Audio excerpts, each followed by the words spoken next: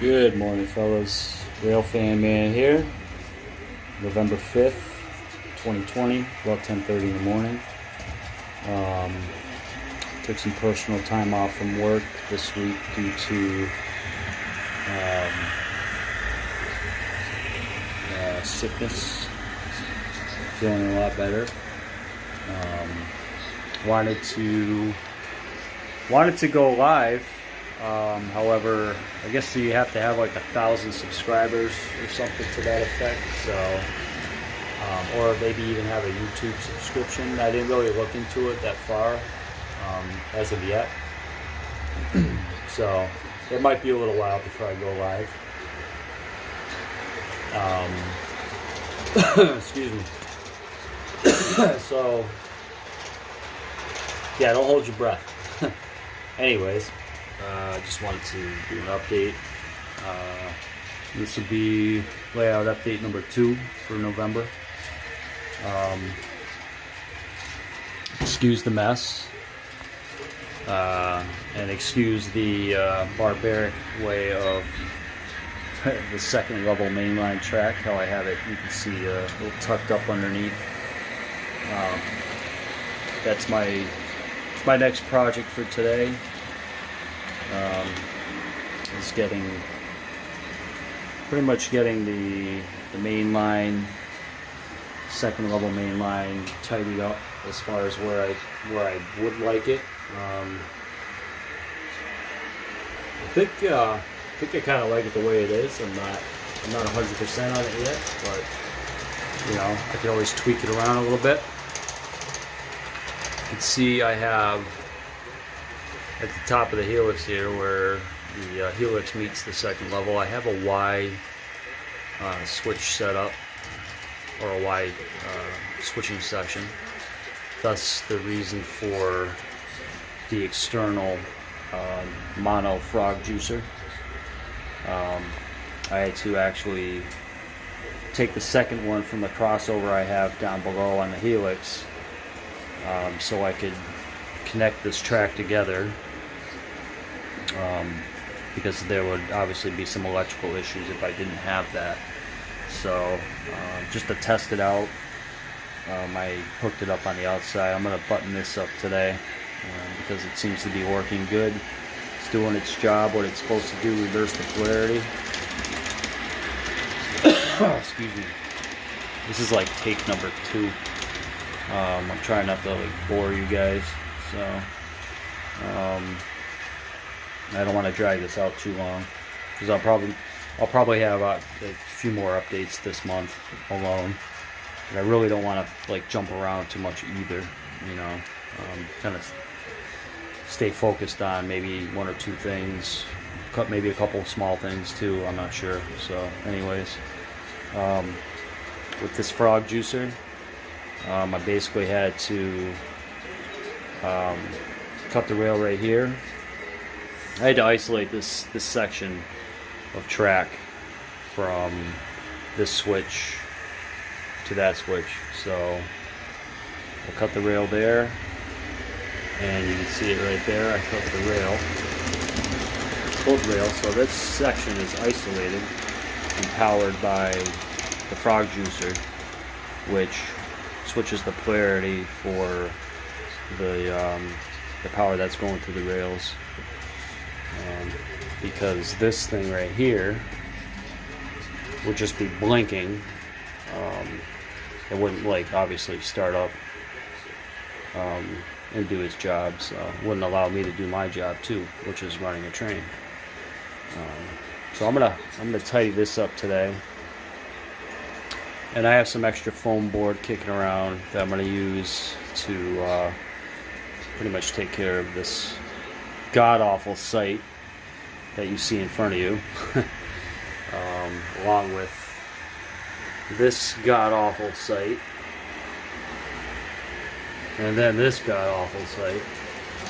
Luckily enough too, I have like a smaller piece of this kicking around, this foam board, but I also have this like this type of foam, or yeah, some kind of foam board. It's soft, flexible, easy to cut. I've used some right here. already. So, and you can see some of the track still laid out from my previous layout I had, along with some road bed. So, and then there's a section right here. I need to figure out what I want to do with this. I don't know if I want to put it in a piece of cardboard, or not cardboard, piece of foam board under here. I might tweak the second mainline track a little bit. So, but I just wanted to get this second level mainline pretty much up and about, and just run some trains on it. I'm gonna between the next few days time how long it takes like a train to go up and down, complete the whole loop. Because right now I'm on, with this guy, I'm on, as you can see, speed step 16. There you go, that's better. So, what else? Yeah, it's coming along slowly but surely. I mean, it's definitely a work in progress. All this stuff, I'm gonna got some junk track. I'll just put it in the junk track drawer.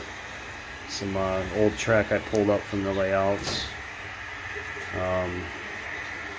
from the old modules I had, just to make room for this second level main line. This train that you see going around here it's actually a CSX. Might as well call it a CSX interchange or CSX transfer job I'm doing, and I have these. Basically, I've made these cards up prior. These are all new cards for the new freight cars I have. So all my freight cars have an index card with their name or calling numbers, their road number, what type of freight car it is. This particular one, CSX interchange, I just kind of like made this up. This is probably going to change down the road, but at this point in time it works very well. So the incoming cars I have for this operation is what you see here. All these cars. And basically these were from the offline pile. So all these cars are not on the layout. They're in the drawer right now, minus obviously those 4 that are on the CSX interchange. And I just, what I've been doing, and it seems to be pretty cool, is I just kind of like take this pile out, I'll flip it upside down, shuffle it, I'll pick X amount of cars out, and then there you go, bam. Put them on the track, there you go. And as far as these go, these outgoing, these, like I said, these are all the cars that are in the yard right now, minus whatever. Well, actually, no, they're still in there. This pile, yeah, this pile, they're still in there because I haven't made that train up yet. They are in this East Deerfield yard, which is altogether is 10 tracks, and thus don't mind the vehicle here. That's kind of like a stopper for right now. I have those new Maxi 4 well cars. It's 3 unit. They roll very nicely, and for some reason I'll probably have to put another support under here somewhere. But I also am on carpet, and as you can see, I've had to stabilize a lot of the legs with some square pieces of plywood. So as I move forward, I'm kind of tweaking the legs and leveling off the best I can. And thus, I mean, for the most part, this is like 99.9% level. Yeah, and you would think it wasn't, but it really is. So, all right. Anyways, getting back to the time cards. Yeah, okay. So what I did for the outgoing cars is I basically took this pile out, shuffled it up, picked 5 cars. I believe I have 5 cars going out. So, and I have my lovely engine facility, which is still, I'm not 100% sure if it's going to stay like this, but for right now it works. I think I need to tweak it up a little bit, and I will, but at the moment it works. So I get to pick the power I want to make this outgoing train up for CSX transfer or interchange. And I've decided to go with the 301 GP40. I believe it's a GP40, Boston, Maine. This particular model has no sound. It is DCC. It just has no sound as of yet. And there's still some glitches here and there crossing over on the frogs. Like these new switching tracks I got, they're the Mark IV. They have the isolated frog. Some of them, like some of the locomotives I have, like even the 4-axle locomotives, they go over them just fine. But then there's other areas of the track that they seem to kind of stall for a minute. So I believe some of these locomotives down the road I'm gonna end up getting a keep alive, like this one in particular. This guy, he stalls like here and there on the frogs. My NSC 40-9 by Scale Trains, this has a keep alive circuit in it, circuit board, so I have no problem at all. Like when I unplug it, like it stays running for a good 3 or 4 seconds, and then it just, until it shuts off. So these two particular units, I will end up probably getting a keep alive for those as well, only because they stall sporadically on the switches. I guess it varies, depending on how fast you're going or whatnot, and which switch I'm going over at any given time. So I'd much rather have the keep alive, I think, in the locomotives than throwing a bunch of frog juicers all over the place, because it's like more electronics, that I would have to put up underneath the board. And as you can see, I have, let's see, 1, 2, 3, 4, 5 switches in a row that have isolated frogs. Some of these, I think these are, I want to say these are isolated too, but I never really have any issues with this frog. So it's just a matter of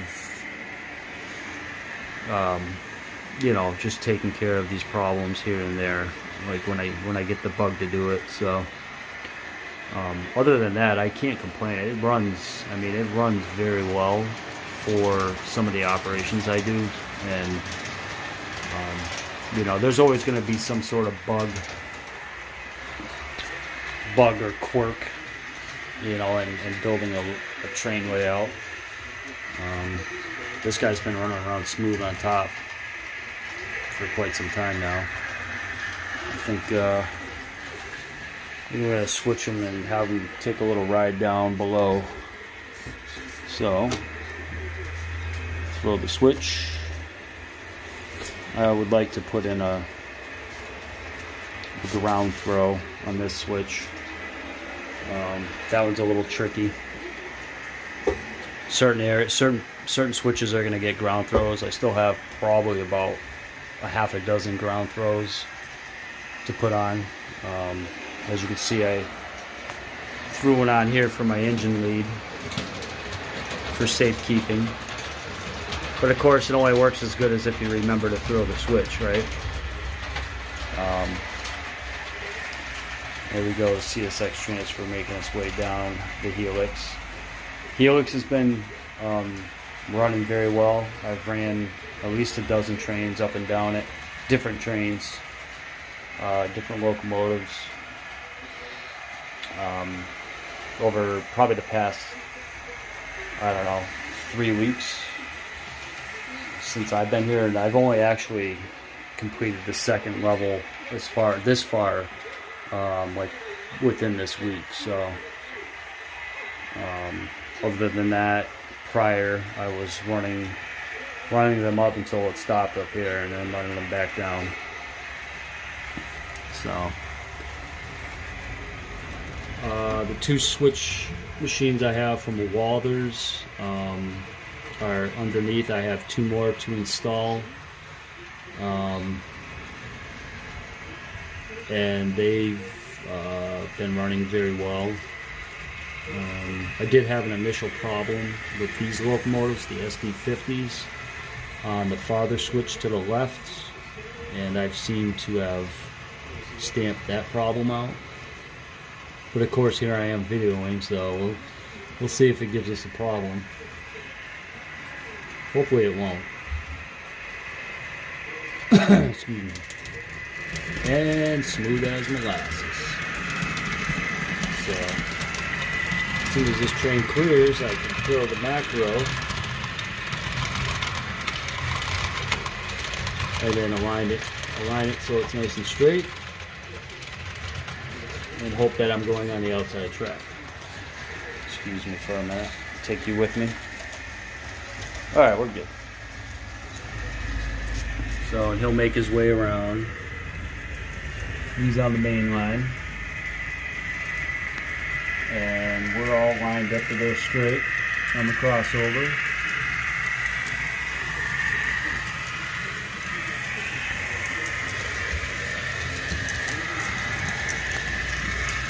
The signal system's a whole nother beast, so stay tuned for that.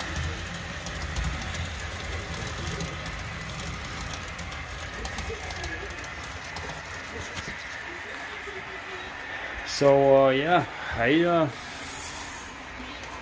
don't know, probably in the past 5 weeks since we've been here. We've been here about five weeks in the new house. I've gotten quite a bit accomplished. You know, there's, I mean, obviously a few odds and ends that I need to address and work on, which is fine. That's to be expected. Generally speaking, though, I'm quite happy with the progress I've made thus far. And I'm not tooting my own horn. I've all the stuff that I've learned from watching you guys, my fellow model railroaders out there, via YouTube, Facebook, some of the Facebook groups, you know, Model Railroader magazine from back in the day, which I actually picked up like 5 of them when my girlfriend and I spent the weekend in Lincoln, New Hampshire, in a caboose that was a bed and breakfast. Well, it was a B&RB or whatever you want to call it, but we spent a couple of nights up there 2 weeks ago this Friday, and it was a really awesome experience. I've never slept in a caboose. She's never slept in a caboose, so it was really fun. But at went on the hobo train ride, and yeah, that was a good time.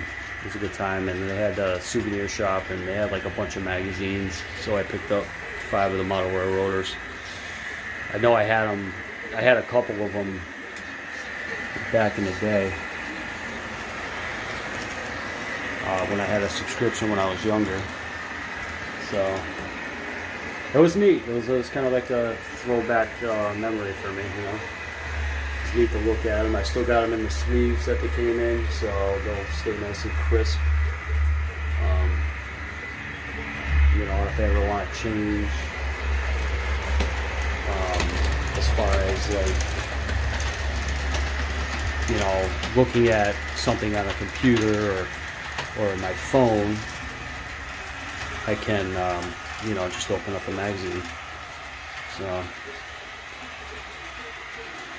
So lots, there's definitely a lot more to talk about, a lot more to do, and sometime down the road, God willing, I'll be able to go live and bore you guys in the live chat.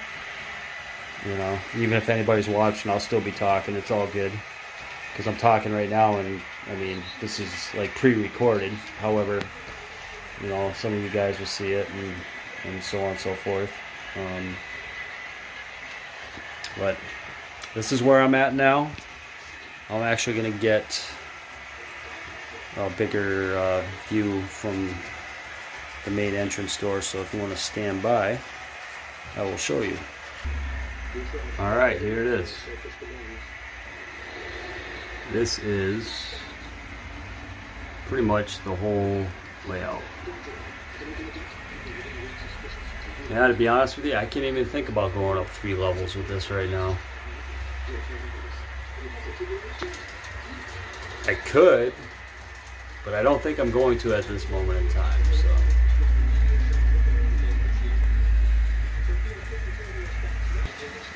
Alright, I'm back down here.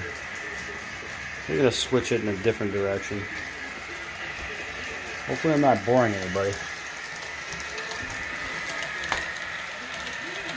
So I'm going to park this guy up top after I have it go a different direction. And I am going to get to work on building this outgoing train, this outgoing transfer, CSX transfer. And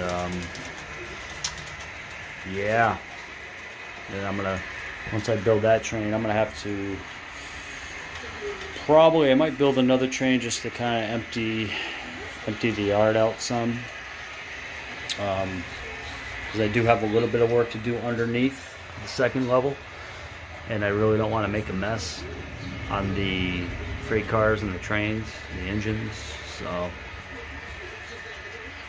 we'll see what happens with that. But this card system, I mean, I think it works pretty good for what I like to do at the moment. I have looked into JMRI, so I know there's, for the NCE system, there is some sort of what's it called?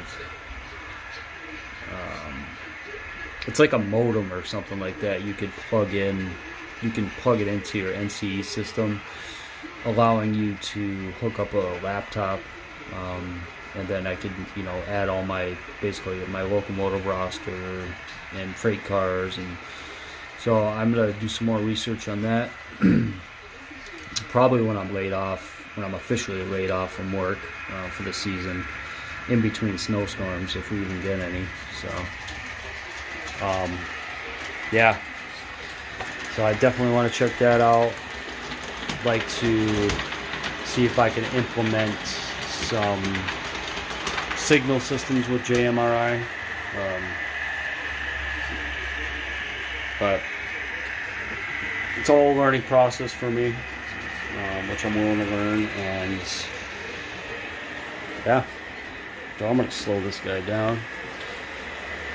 Yeah, my work desk, a small one for right now. I've got a bunch of paperwork on there I gotta go through. So this guy's been running around for a little bit. Looks like almost 24 minutes.